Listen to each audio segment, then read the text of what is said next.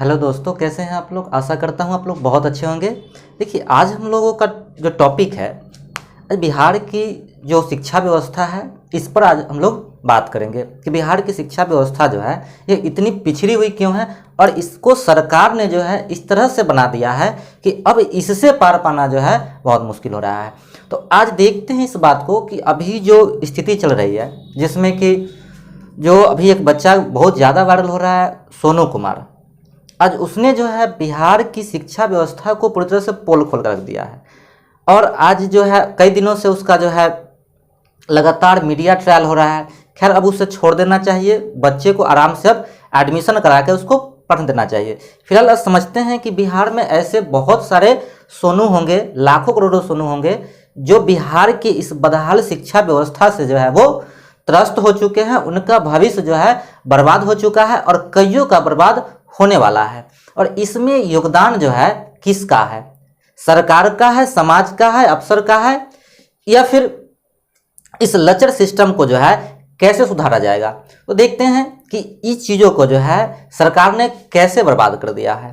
देखिए, आज भी जो है शिक्षक जो बहाल किए जा रहे हैं सरकार के द्वारा, वो कहीं ना कहीं जो है सरकार की जो पूरी तरह से नाकाम व्यवस्था के तहत बहाल किए जा रहे हैं। नाकाम व्यवस्था का मतलब क्या है कि आज भी शिक्षकों की बहाली ऐसे लोगों के जिम्मे दे दी गई है जिसमें ना तो शिक्षक का कोई टेस्ट होता है, ना कोई जांच होता है। ठीक है, बस एक नियोजन इकाई बना दिया गया है। नियोजन इकाई के अध्यक्ष कौन है? वो मुखिया है। पंचायत समिति के जो प्रमुख होते हैं वो है, और जिला परिषद, इनके यहाँ जो है अप्लाई किया जाता है। ठीक है, और वहाँ पर जो है नियोजन इकाई में लोगों का मेधा बनता है, मेरिट बनता है। और ये क्रिया कब से चल रही है? ये क्रिया 2006 से ही लगातार चल रही है, जब से हमारे माननीय सुशासन बाबू नीतीश कुमार मुख्यमंत्री बने हैं। और उस स्थिति में क्या हो रहा है कि अब तक जितने भी शिक्षक बहाल हुए हैं, चाहे वो 2003 से लेकर के 6 के बीच में हो या 6 से लेकर के 15 के बीच में हो, अब तक जितने भी शिक्षक बहाल हुए हैं वे सभी के सभी नियोजन इकाई से बहाल हुए हैं। और उसमें क्या है कि उनका कभी कोई एग्जाम नहीं होता, ना कोई टेस्ट हुआ, और उनको जो है अप्लाई करा करके उनको बहाल कर दिया गया। उसमें भी इतने सारे करप्शन होते हैं कि जिनका मेधा सूची 10 नंबर पर है वो 1 नंबर पर आ जाते हैं, और 1 नंबर वाले कहाँ चले जाते हैं? 10 नंबर में, और उनकी नहीं होती है। आपको पता है कि जो जीत करके मुखिया या पंचायत समिति जो लोग आते हैं, आपको पता है कि वो लोग कैसे होते हैं? ऐसे जो 100 रुपया, 200, 1000, 2000 मुर्गा शराब बेच जो है सब पर जो है वो वोट खरीदते हैं। और वो लोग जो है आपको अच्छे शिक्षक बहाल करके देंगे? संभव है? कभी नहीं है। वो सिर्फ अपना स्वार्थ, अपना हित देखते हैं, और सरकार उसी के जिम्मे जो है बिहार की शिक्षा व्यवस्था को छोड़ दिए हुए है। आज जो लाखों बच्चों का भविष्य जो बर्बाद हो रहा है, आज 2015 के बाद से जो है लगभग 22 आ गया है, 23 आने वाला है, 8 साल होने वाला है। शिक्षकों की कितनी बहाली हुई है? मात्र 42,000 शिक्षकों की बहाली हुई है। अभी भी 3.5 लाख शिक्षक के पद खाली हैं।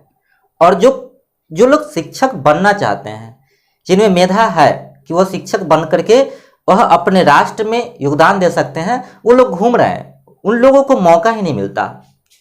पिछले 3 साल से जो है 6ठा चरण चल रहा है टीचर बहाली का। और ये क्या है? ये पंचवर्षीय योजना है।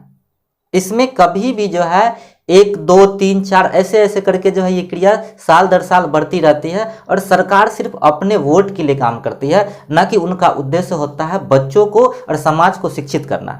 ये साक्षर बनाने का काम है, शिक्षित करने का काम नहीं। सिर्फ एडमिशन कराइए बच्चे का भविष्य कहीं जाए। और टीचर का क्या है?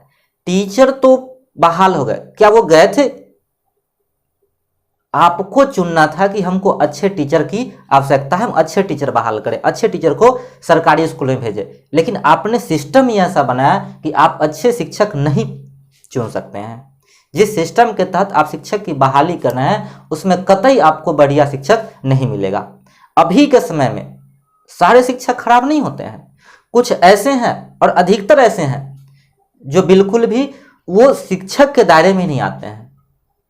न उनको शिक्षा मनोविज्ञान की जानकारी है कि बच्चों को कैसे पढ़ाया जाए, न उन्होंने कभी चाइल्ड साइकोलॉजी पढ़ा है। और वे लोग जो है शिक्षक में चयनित हुए हैं। अब जो नए रूप से आ रहे हैं उनकी स्थिति क्या होगी?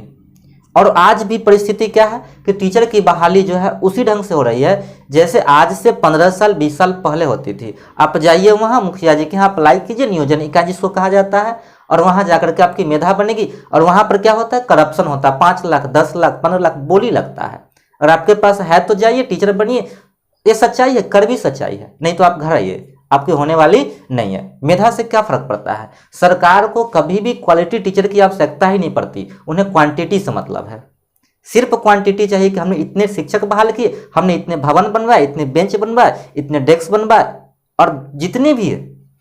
लेकिन स्थिति क्या है स्कूल की, पढ़ाई के अलावे सब कुछ होता है स्कूल में, सिर्फ पढ़ाई नहीं होता है। जो सरकारी स्कूल की व्यवस्था आज के समय में है, मैं सच्ची बात बता रहा हूं, और ये सब लोग जानते हैं। जब एक छोटा सा बच्चा जानता है तो क्या बिहार की जनता नहीं जानती है? सब लोग जानते हैं कि बिहार के सरकारी स्कूल में पढ़ाई के अलावा सब कुछ होता है, और टीचर पढ़ाने के अलावा सब कुछ करते हैं। उनको कई 30-35 तरह के काम दिए गए हैं सरकार के द्वारा। कभी पशु जनगणना, कभी आदमी जनगणना, कभी जो है पीओ का काम कीजिए, कभी शराब की खोज कीजिए, तो कभी उनको जो है इलेक्शन ड्यूटी है। इतने सारे काम जो है दिए गए हैं, मतलब पढ़ाई के अलावा ये काम टीचर को अन्य रूप में करने पड़ते हैं। कभी भी उनके एजुकेशन को, जो उन्होंने पढ़ा और जो उनको पढ़ाना है, कैसे वह अपने शिक्षा को जो है, जो उनकी एबिलिटी है, शिक्षण योग्यता है, उसको कैसे डेवलप करे, इस पर सरकार का कोई ध्यान नहीं है। सरकार सिर्फ वोट से मतलब रखती है। नहीं, 2010 में हमारे सुशासन बाबू आए थे, वो उस समय नारा था शिक्षकों की सरकार, फिर से वही हाल है। ये स्थिति जो हो रही है, क्यों हो रही है? क्योंकि इसमें पूरी तरह से जो है सिस्टम, सरकार बिल्कुल फेल है। जब तक इस सिस्टम को नहीं बदला जाएगा तब तक जो है शिक्षा व्यवस्था नहीं सुधरेगी। और जितने बच्चे बर्बाद हो चुके हैं, खैर उनका तो भविष्य नहीं आने वाला है, लेकिन आने वाले जितने भी बच्चे हैं सोनू जैसे, वे सारे बच्चे कैसे पढ़ेंगे, इसके लिए सरकार को तय करना होगा। एक एक शिक्षक बहाली की प्रक्रिया 5-5 साल चलती है, और जो इस बीच में जो लोग आते हैं, जो लोग मेधा में हैं और जो लोग चाहते हैं कि हम टीचर बने, लेकिन वो लोग नहीं बन पाते हैं। ये सिस्टम के करप्शन के, भ्रष्टाचार के भेंट चढ़ जाते हैं, और आज स्थिति वही है। और बिहार में एक नारा भी है कि अगर आपके पास पैसा है तो आपको नौकरी। शिक्षा का मतलब ये नहीं होता है कि हम शिक्षक बन के पढ़ाएंगे।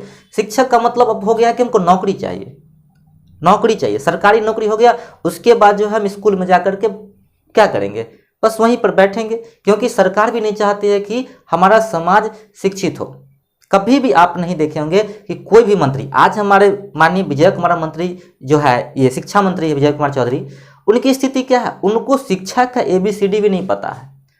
अगर उनसे पूछिए कि मेधा क्या होती है, मेरिट क्या होती है, तो वो कहते हैं कि मेरिट नॉट मेरिट कुछ नहीं होता है, सब एलिजिबल है। जब ऐसे ऐसे लोग, मानसिक रूप से बीमार लोग जब शिक्षा मंत्री बनेंगे तो यही हाल होगा राज्य का, देश का।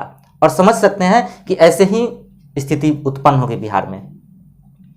तो इस चीज को कैसे सुधारा जाए, तो एक जो है सबसे महत्वपूर्ण चीज है कि जो सिस्टम चलते आ रहा है शिक्षक बहाली का, उसमें बदलाव करने होंगे। ये नियोजन इकाई का झंझट जो है, ये जो मुखिया, पंचायत समिति, जिला परिषद जो शिक्षक को चयनित करते हैं, मेधा सूची यहाँ तैयार होती है, इसके लिए एक सेंट्रल बॉडी बनाई जाए जो स्टेट लेवल की हो, और वहां से सेंट्रली मॉनिटरिंग किया जाए। वहां से जो है शिक्षक को चयनित करके स्कूल में भेजा जाए, तब जाकर के एक अच्छे शिक्षक की बहाली हो पाएगी और अच्छे शिक्षक स्कूल में पहुंच पाएंगे। अन्यथा वही होगा, फिर से जो है ये गांव के, पंचायत के, प्रखंड के करप्शन के भेंट चढ़ जाएंगे यहाँ के लोगों के। अब आशा करता हूं आप लोगों को जो है ये वीडियो अच्छा लगा होगा। तो अच्छा लगा है तो आप इस वीडियो को शेयर करें। बहुत बहुत धन्यवाद।